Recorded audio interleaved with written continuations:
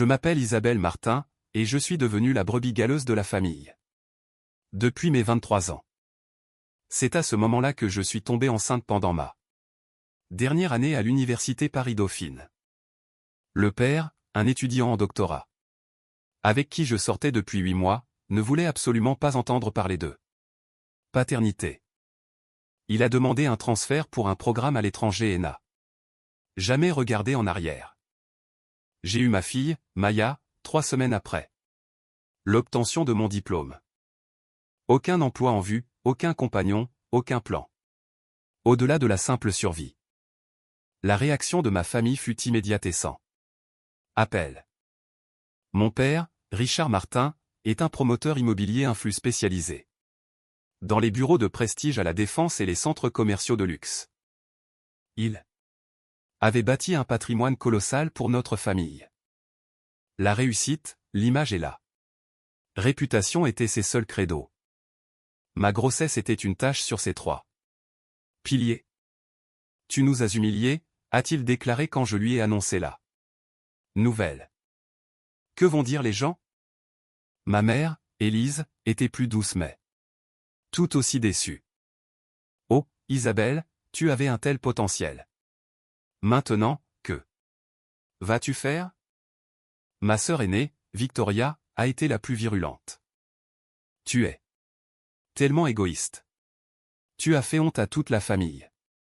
N'attends pas de nous que nous réparions tes bêtises. Victoria était l'enfant prodige, mariée à un avocat d'affaires de renom, vivant dans une magnifique villa à Neuilly-sur-Seine. Et organisant des dîners mondains. Elle avait fait tout ce qu'il fallait, et elle ne me laissait jamais oublier que j'avais tout raté. Alors, j'ai fait ce que je devais faire. J'ai tout géré seul. J'ai déménagé dans un minuscule studio dans le 15e arrondissement, j'ai trouvé un travail de clerc de notaire. Dans un cabinet spécialisé en droit des dommages corporels, et j'ai élevé Maya. Toute seule. Mon salaire était de 2500 € par mois. Après le loyer, la crèche et les dépenses courantes, il me restait à peine 200 € à la fin du mois. Pendant 12 ans, j'ai lutté. J'ai fait des heures supplémentaires dès que je pouvais. J'ai accepté des missions de relecture de documents juridiques en freelance le week-end. J'ai appris à faire durer chaque euro le plus longtemps possible, et je suis resté à l'écart des événements familiaux. C'était plus facile que de faire face aux jugements, aux comparaisons et aux rappels constants. Que j'avais déçu leurs attentes.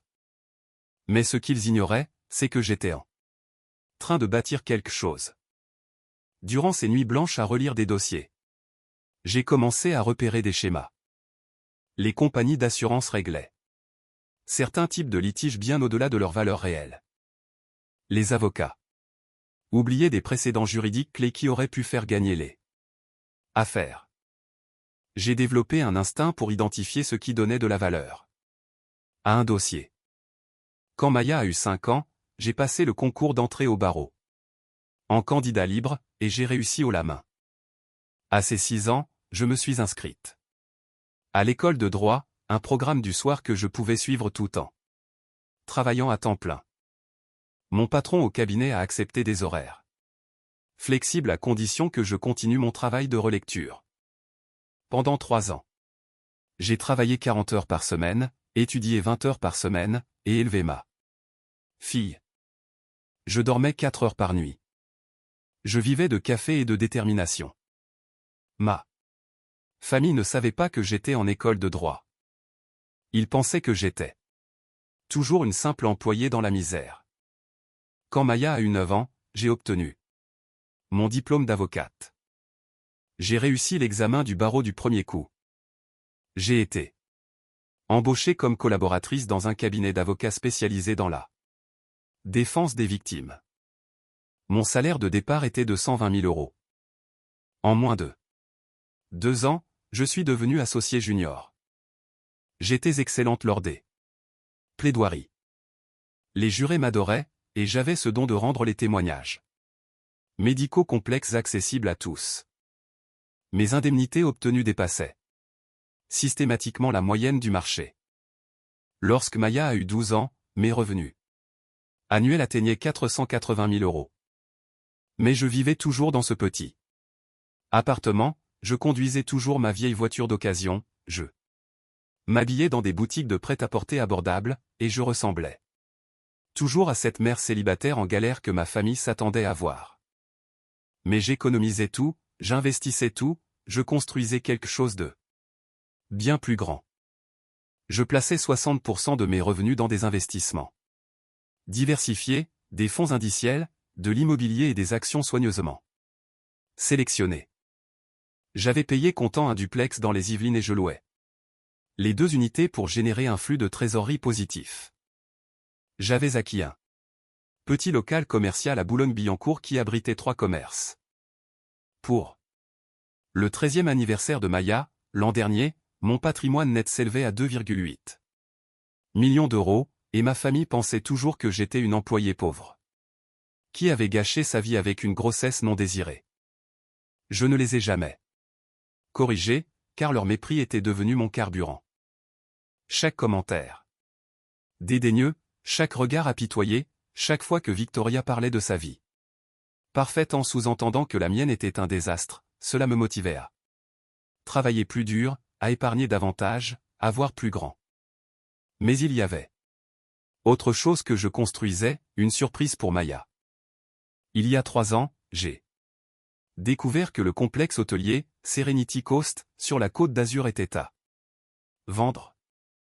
C'était une propriété de charme, 42 chambres, accès privé à la plage. Restaurant, spa.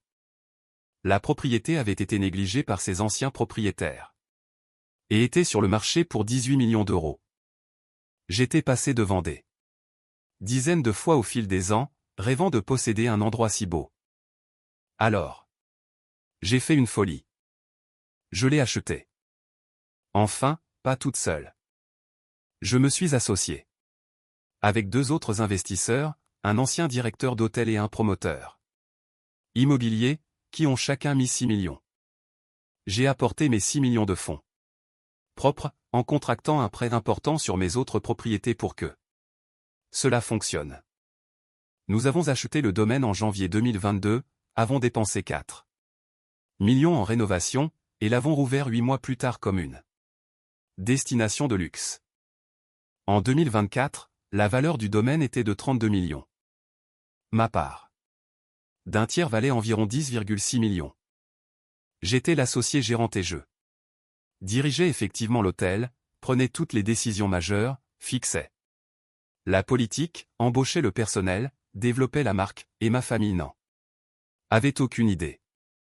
Gérer un hôtel tout en exerçant le droit et en élevant une adolescente aurait dû être impossible. D'une certaine manière, j'y suis arrivé. J'avais été promu associé principal dans mon cabinet, ce qui me donnait plus de contrôle sur mon emploi du temps.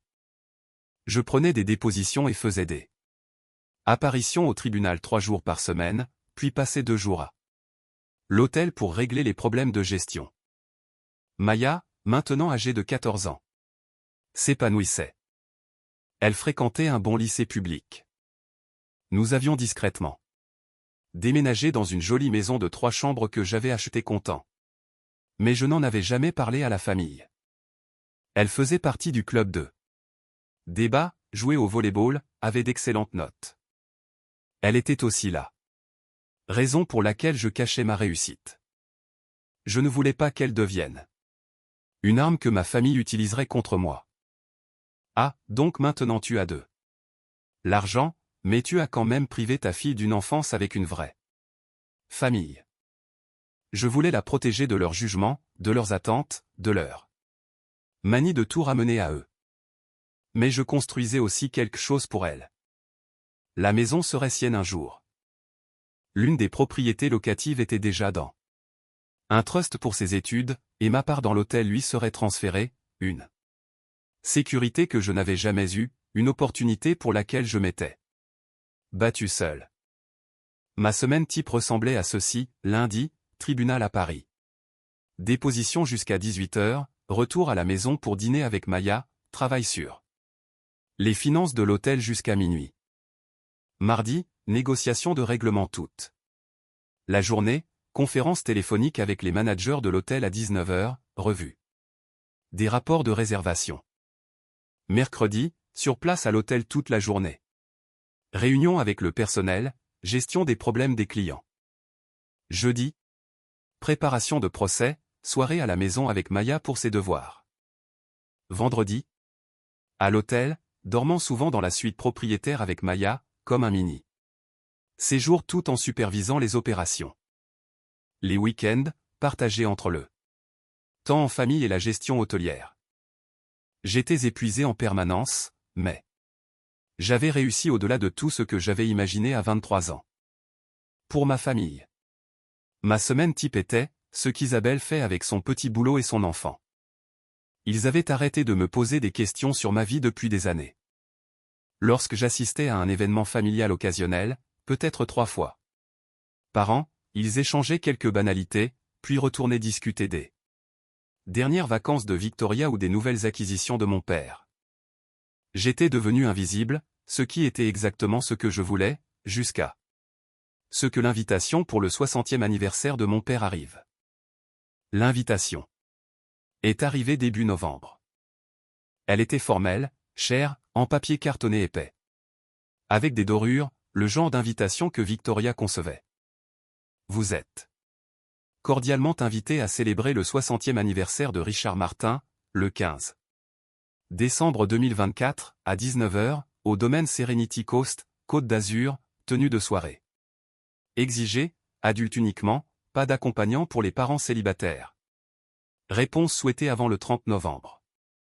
Je fixais cette ligne, pas d'accompagnant pour les parents célibataires. Cela me visait.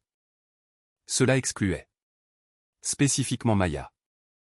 J'ai appelé Victoria, qui organisait la fête. Salut Vic. J'ai reçu l'invitation de papa. Je voulais clarifier quelque chose. Isabelle, on est tellement enthousiaste. Papa voulait absolument que ce soit Serenity Coast. C'est censé être magnifique après la rénovation. Oui, à propos de ça. L'invitation dit pas d'accompagnant pour les parents célibataires. Qu'est-ce que ça veut dire? Ça veut dire qu'on veut une soirée sophistiquée entre adultes. Pas d'enfants. Je sais que c'est difficile. Pour toi avec tes problèmes de garde, mais c'est la soirée de papa. On ne peut pas avoir des enfants qui courent partout. Maya a 14 ans. Elle ne court pas partout. Elle resterait tranquille. Isabelle, c'est une soirée de gala. Adulte seulement.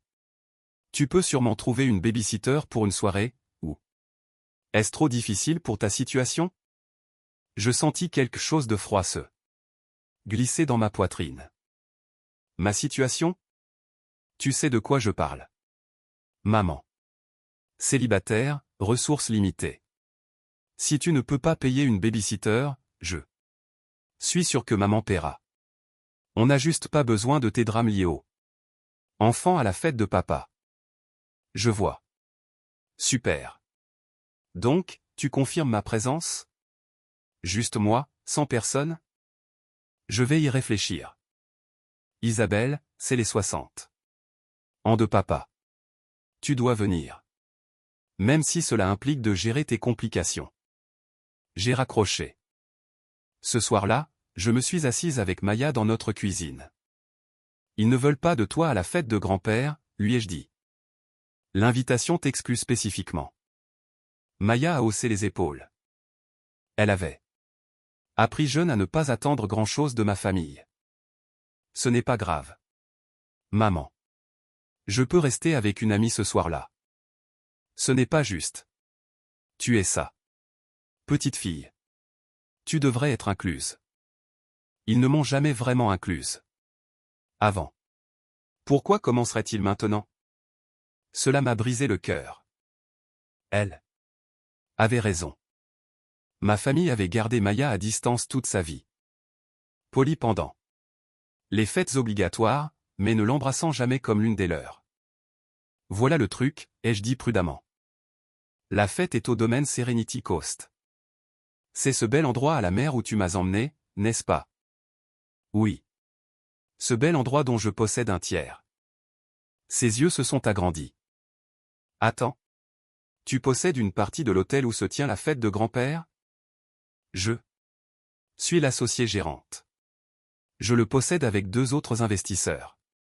Nous l'avons acheté il y a 3 ans. Tante Victoria le sait? Personne ne le sait. Enfin, mes associés le savent. Mais la famille? Non. Tu vas leur dire. J'y ai pensé.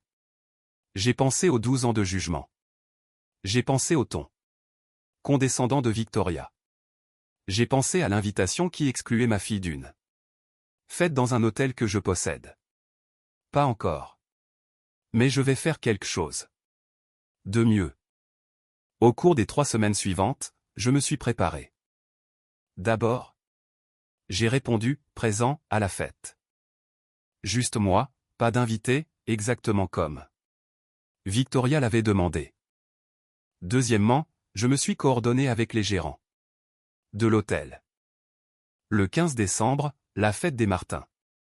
J'ai besoin que vous gériez quelque chose pour moi. J'ai expliqué ce que je voulais. Mon directeur général, James, a souri lentement. C'est délicieusement mesquin, Madame Martin. J'adore. Ce n'est pas de la mesquinerie. C'est de l'éducation. Troisièmement, j'ai pris des dispositions pour Maya. Ça te dirait de passer la soirée du 15 décembre dans la suite présidentielle du domaine? Room service? Film, le grand luxe. Ses yeux se sont illuminés. Sérieusement? Sérieusement. Tu ne peux pas venir à la fête, tu n'es pas invité. Mais tu peux rester au domaine. C'est techniquement ta propriété aussi, puisque ce sera à toi. Un jour. Maman, c'est la meilleure des revanches. Ce n'est pas une revanche, chérie. C'est une mise au point. Quatrièmement, j'ai acheté une robe. Pas dans une boutique de déstockage cette fois, mais dans une maison de haute couture à Paris. Une robe de soirée noire époustouflante qui coûtait 3200 €. Des talons de créateur. Coiffure et maquillage professionnel. Si je devais cesser d'être invisible, autant le faire correctement. Enfin, j'ai rencontré mes associés pour discuter de la stratégie. Tu es sûr de ton coup? A demandé Margaret, l'ancienne directrice d'hôtel. Révéler ton statut de propriétaire lors d'un événement familial pourrait être explosif. C'est déjà explosif. Ils organisent une fête dans mon hôtel tout en excluant ma fille et en me traitant comme si j'étais trop pauvre pour payer une babysitter. Alors, assurons-nous que la révélation soit spectaculaire, a déclaré David, le promoteur immobilier. James a tout prévu pour la logistique? Chaque détail. Le soir du 15 décembre, j'ai déposé Maya dans la suite présidentielle. À 17 h. Elle avait les menus du room service, les accès aux plateformes de streaming et l'instruction de m'appeler si elle avait besoin de quoi que ce soit. Amuse-toi bien à la fête de grand-père, a-t-elle dit avec un sourire. En coin. Je serai là à profiter de la suite que tu possèdes.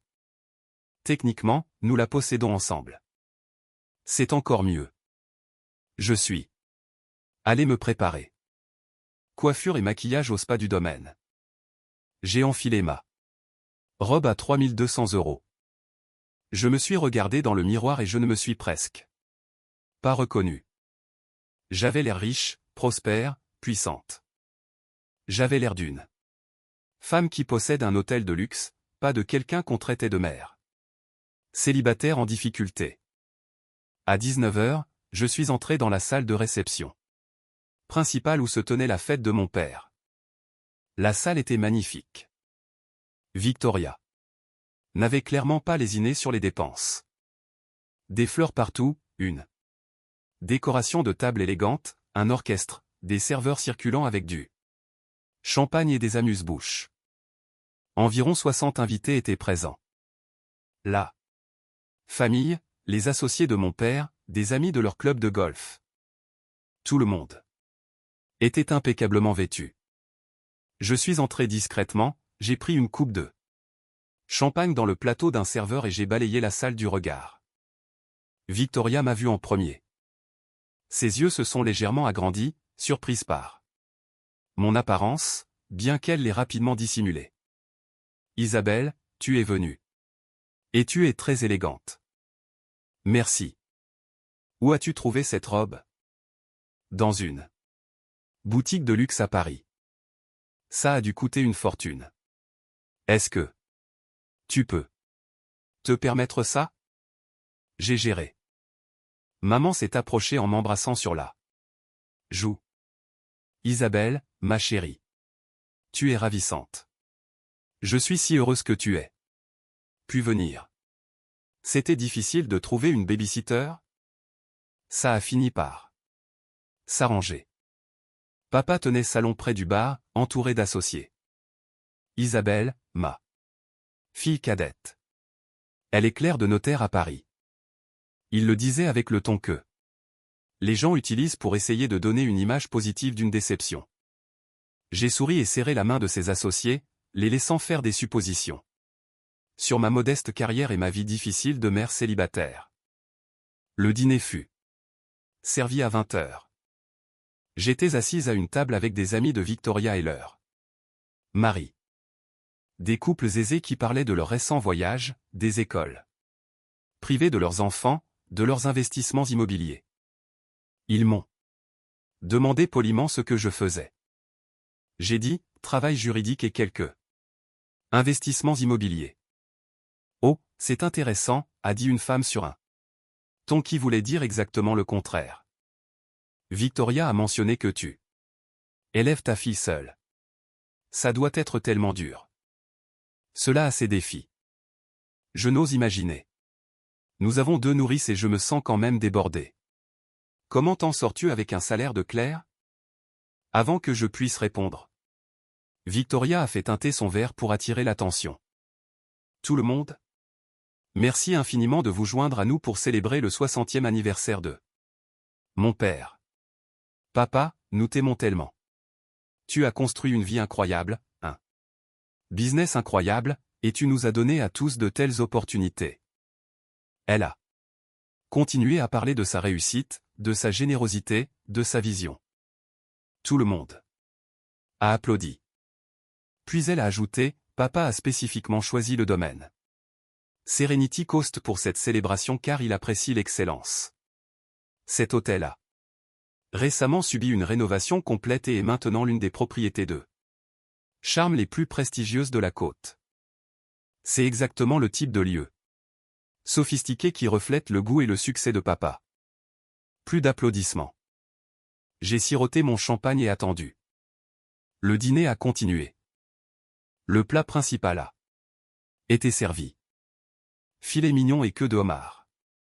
Le vin coulait à flot. La conversation bourdonnait. Vers 21 heures, James, mon directeur général, s'est approché de la table où papa et Victoria étaient assis avec des membres de la famille et des associés. J'observais depuis ma table à l'autre bout de la salle. Excusez-moi, monsieur Martin, a dit James poliment. Je suis James, le directeur général. Je suis désolé d'interrompre votre célébration, mais nous avons une situation. Papa a semblé agacé. Quel genre de situation?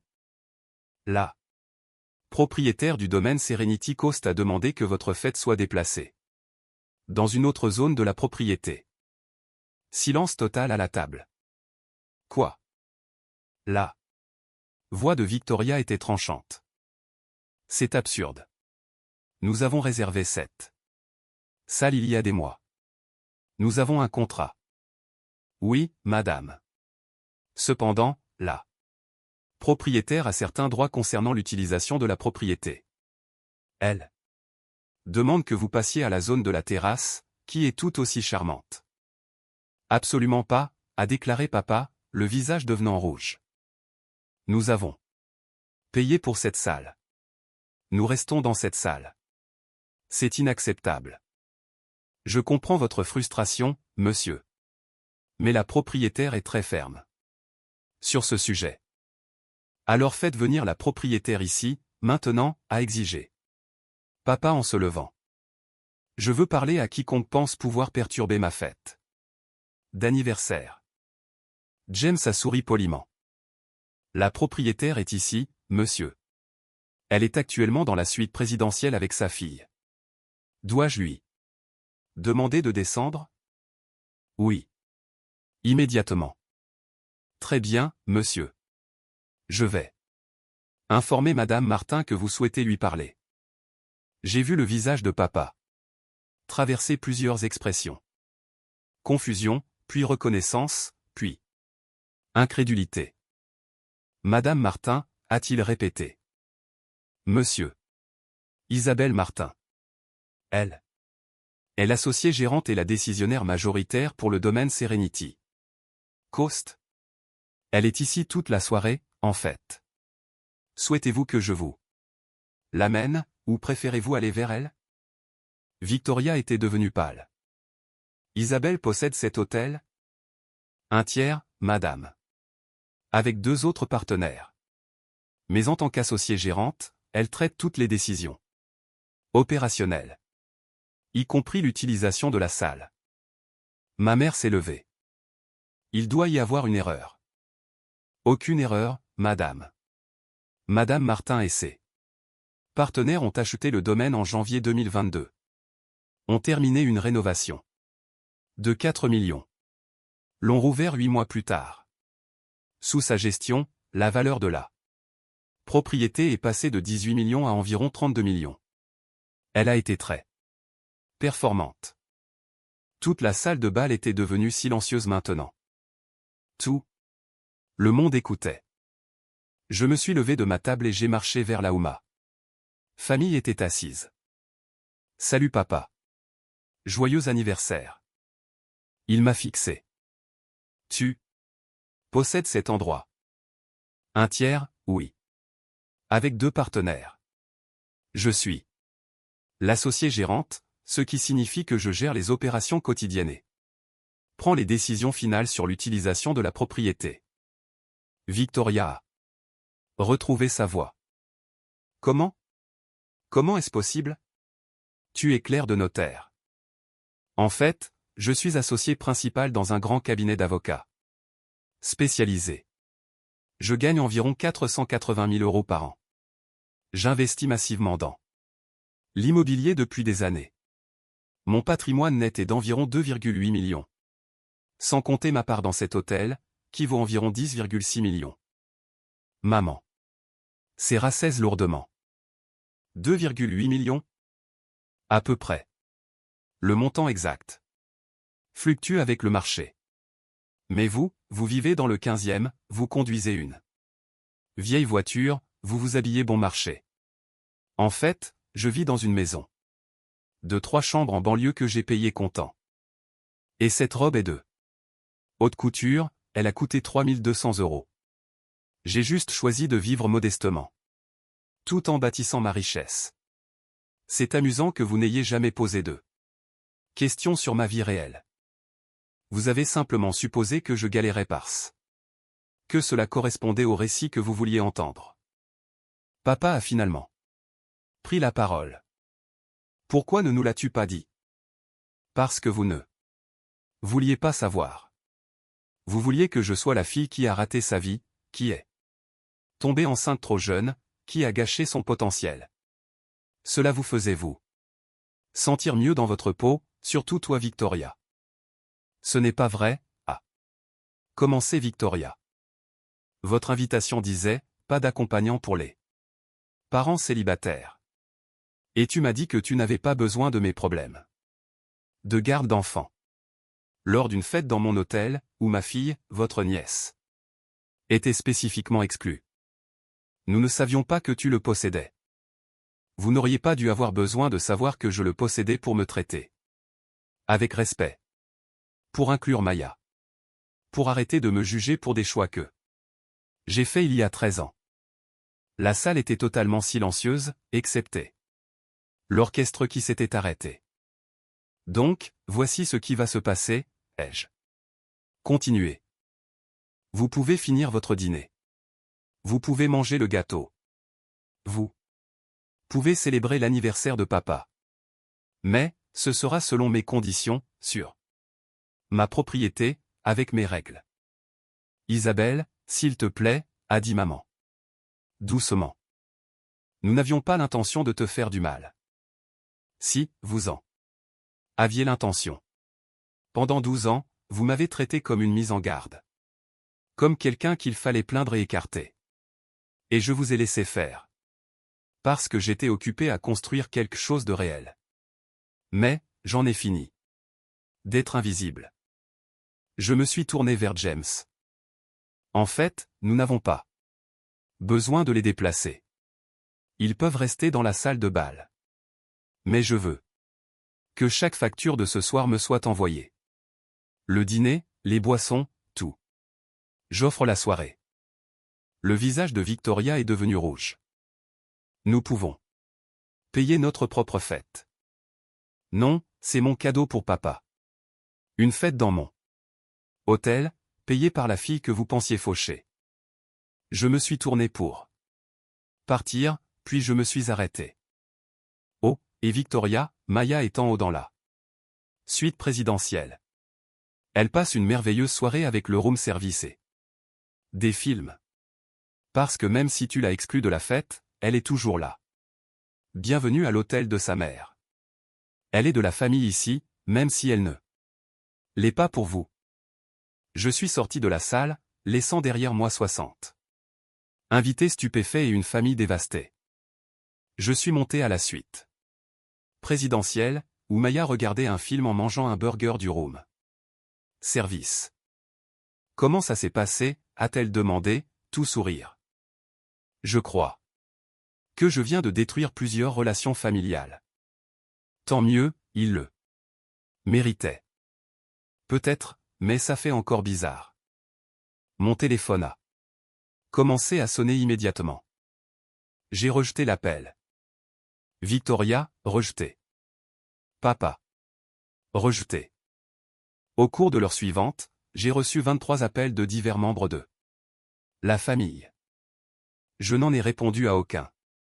À la place, Maya et moi nous sommes assises sur le balcon de la suite, surplombant l'océan, mangeant des coupes de glace du room service. Maman, a dit Maya doucement, je suis fière de toi. Pourquoi? Pour leur avoir montré qui tu es vraiment. Pour ne plus les laisser te faire te sentir petite.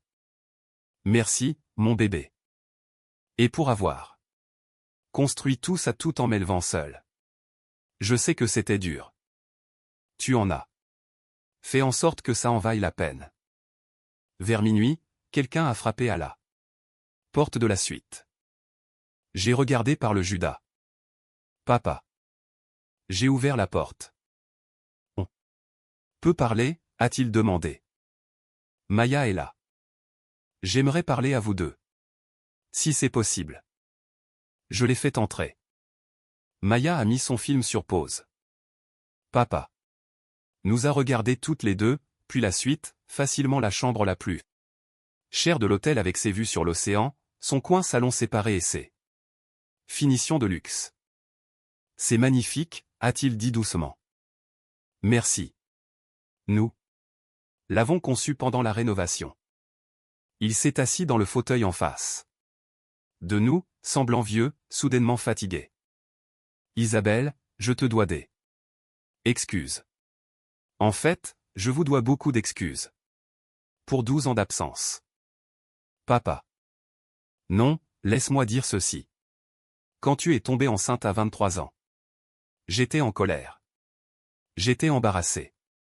J'avais l'impression que tu avais ruiné l'image que j'avais construite pour notre famille, prospère, polie, parfaite. Alors? Je t'ai fait honte pour quelque chose qui n'aurait pas dû être honteux. Pour avoir eu un bébé, pour l'avoir élevé seul quand son père t'a abandonné. Pour avoir survécu et construit une vie malgré tout. Maya l'observait. Tranquillement. Et Maya, je te dois aussi des excuses. Tu es ma petite fille. Et je t'ai tenue à distance parce que tu me rappelais mes propres échecs en tant que père. Ta mère n'a pas échoué, c'est moi qui ai échoué. Et je suis désolé. Merci de dire ça, ai-je dit prudemment. Mais, cela ne change pas 12 ans. Je sais, mais peut-être que cela peut changer les 12 prochaines années, si. Tu me le permets. Et Victoria? Et maman? Et tous ceux en bas qui ont passé des années à me plaindre? Victoria est dévastée. Elle a réalisé ce soir que tout son sens de la réussite était basé sur la comparaison avec toi, la version de toi qu'elle avait construite dans sa tête. Apprendre que tu es en fait plus prospère qu'elle l'a secoué. Tant mieux. Et ta mère pleure dans la salle de bain. Elle réalise qu'elle a échoué envers toi. Nous avons tous échoué envers toi. Qu'est-ce que tu veux de moi, papa? Une chance de reconstruire tout ça. De te connaître, la vraie toi. De connaître Maya. D'être une vraie famille au lieu de la performance que nous jouons depuis 12 ans. J'ai regardé. Maya. C'est toi qui vois, maman. J'y ai réfléchi. Aux 12 ans de blessure. D'avoir été écarté, d'avoir été invisible pendant que je construisais quelque chose d'extraordinaire. D'accord, ai-je dit finalement, mais selon mes conditions. Plus d'hypothèses sur ma vie. Plus de comparaison avec Victoria. Plus d'exclusion de Maya. Et plus de me traiter comme quelqu'un qui a besoin d'être réparé ou sauvé. Entendu. Et tu dis à tout le monde en bas que je possède cet hôtel, que j'ai construit une carrière réussie, que j'ai fait tout cela en élevant une fille incroyable. Plus besoin de cacher ma réussite parce que ça vous met mal à l'aise. Je leur dirai ce soir, avant de partir. Bien. Il s'est levé pour partir, puis s'est arrêté. Pour ce que ça vaut. Isabelle, je suis fier de toi. J'aurais dû le dire il y a 12 ans, mais je le dis. Maintenant. Tu es la personne la plus forte de notre famille, et tu l'as toujours été. Après son départ, Maya m'a regardé. Tu le crois? Je pense qu'il le croit en ce moment. Si ça va durer, on verra. Tu es contente de l'avoir fait? La grande révélation? J'y ai réfléchi. Oui, je le suis. Je suis fatigué d'être invisible, fatigué de les laisser me faire me sentir petite. J'ai construit quelque chose de réel, et ils devaient le savoir. Tu as construit quelque chose d'incroyable, maman. Et tu l'as fait en m'élevant. C'est vraiment courageux. Surveille ton langage.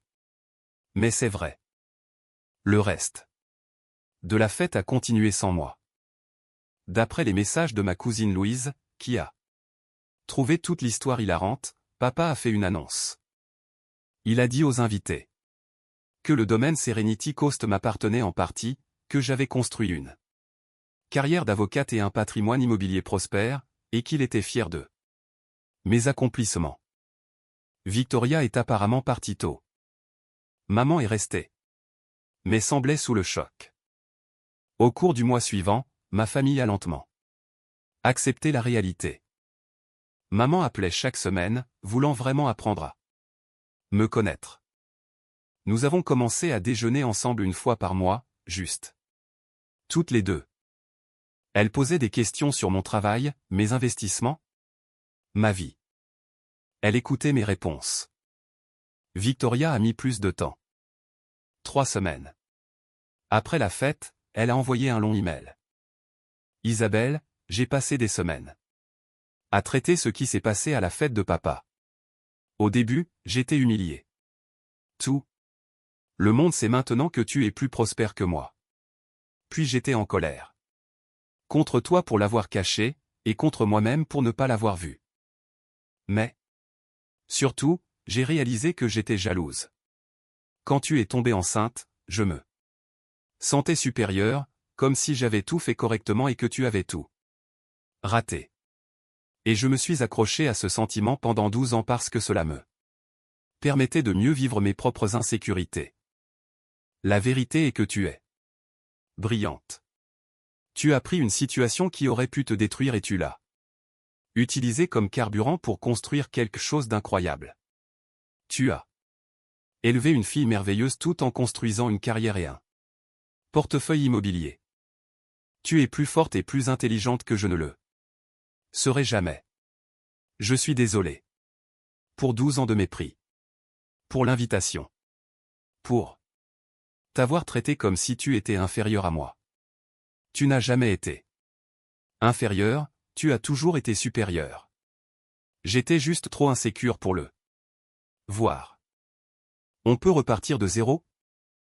Victoria, ai-je répondu, on peut essayer. La relation de Maya avec ses grands-parents s'est transformée.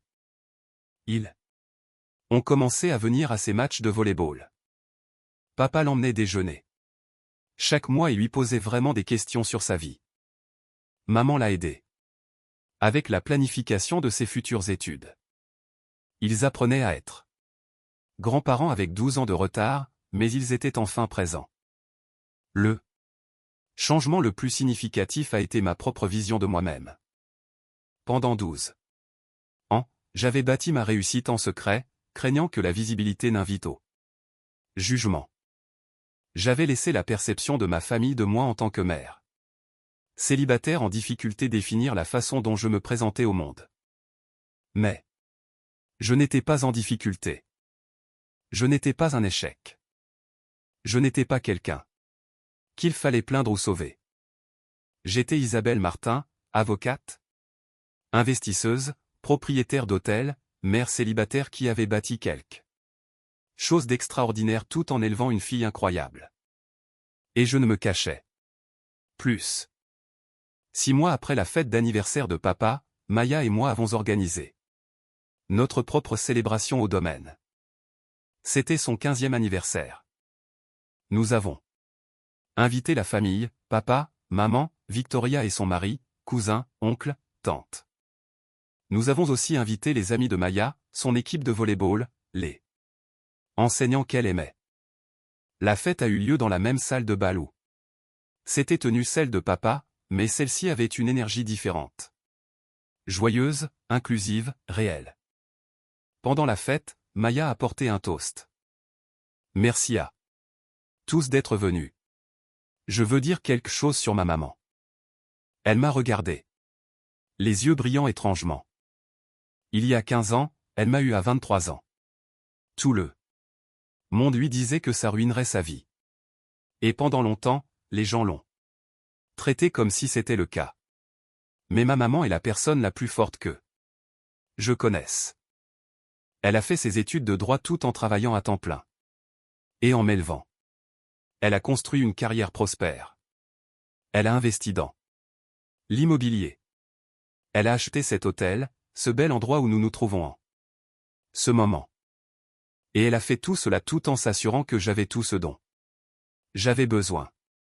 Elle m'a appris que la réussite n'est pas ce que les autres pensent. C'est ce que vous construisez quand personne ne regarde. C'est être fier de qui vous êtes même quand les autres ne le sont pas. C'est ne jamais laisser personne vous faire sentir petite. Alors, levons nos verres à ma maman. Isabelle Martin, avocate, investisseuse, propriétaire d'hôtel, et la meilleure mère que je pouvais espérer avoir. Tout le monde a applaudi. Je pleurais. Victoria pleurait aussi. Après la fête, papa m'a prise à part. Isabelle, j'ai réfléchi. Je vieillis et je veux m'assurer que ma planification successorale reflète la réalité. Toi et Victoria hériterez équitablement, bien sûr. Mais j'établis aussi un trust pour Maya. 500 000 € pour ses études et son démarrage dans la vie. Papa, tu n'es pas obligé. Je le suis. C'est ma petite fille et j'ai manqué 12 ans de sa vie. Je ne peux pas récupérer ce temps. Mais je peux m'assurer qu'elle sait qu'elle est de la famille. Vraiment de la famille, pas juste une pensée après coup. Merci. Et Isabelle, je sais que j'ai échoué envers toi. Pendant 12 ans, j'ai laissé mon orgueil et mon embarras endommager notre relation. Je ne peux pas changer ça. Mais je veux que tu saches, tu es la personne la plus prospère de cette famille. Pas à cause de ton argent ou de tes propriétés, mais parce que tu n'as jamais abandonné. Tu as pris quelque chose qui aurait pu te briser et tu l'as utilisé pour construire quelque chose d'extraordinaire. C'est ça, la vraie force. Le mois dernier, Victoria a appelé avec une proposition. Isabelle, je pense reprendre mes études. Peut-être le droit, peut-être une école de commerce. On peut en parler? J'adorerais tes conseils. Nous nous sommes rencontrés pour un café. Elle a posé de vraies questions sur ma carrière, mes investissements, ma prise de décision. Elle a écouté. Elle a pris des notes. Elle n'a pas comparé ou rivalisé, elle a juste appris. J'ai gâché 12 ans à être jalouse, a-t-elle dit. Je ne veux plus perdre de temps. Je veux vraiment connaître ma sœur, la vraie, pas la version que j'avais inventée pour me sentir supérieure. J'aimerais beaucoup ça. Et je veux que Maya connaisse sa tante, qu'elle me connaisse vraiment. Je peux l'emmener déjeuner? Peut-être faire les boutiques? Je veux construire une vraie relation avec elle. Elle adorerait ça. Ma relation avec ma famille n'effacera jamais 12 ans de blessures, mais elle est réelle maintenant, honnête, construite sur qui je suis vraiment plutôt que sur qui il pensait que je devais être. La semaine dernière, j'ai conclu l'achat d'une autre propriété, un petit hôtel à Palm Springs. 14 chambres, piscine. Esthétique moderne du milieu du siècle. Prix d'achat, 4,2 millions. Mon patrimoine net est maintenant de 3,9 millions, sans compter ma part dans le domaine. Maya commence à regarder les universités l'année prochaine. Elle veut étudier le commerce, peut-être se lancer dans la gestion hôtelière. Je veux construire des choses comme tu l'as fait, maman, mais peut-être que je commencerai avec une meilleure base. Tu as déjà une meilleure base. Tu as une mère qui te voit, te soutient, et ne te fera jamais sentir que tu dois cacher ta réussite. La meilleure base possible. L'invitation à l'anniversaire de papa disait, adulte seulement. N'amenez pas vos problèmes. Il avait raison sur un point. J'ai apporté des problèmes, mais c'était des problèmes de vérité, pas des problèmes de garde d'enfants. Et la vérité était celle-ci. J'avais bâti un empire tout en élevant ma fille seule, et je ne m'en excusais plus.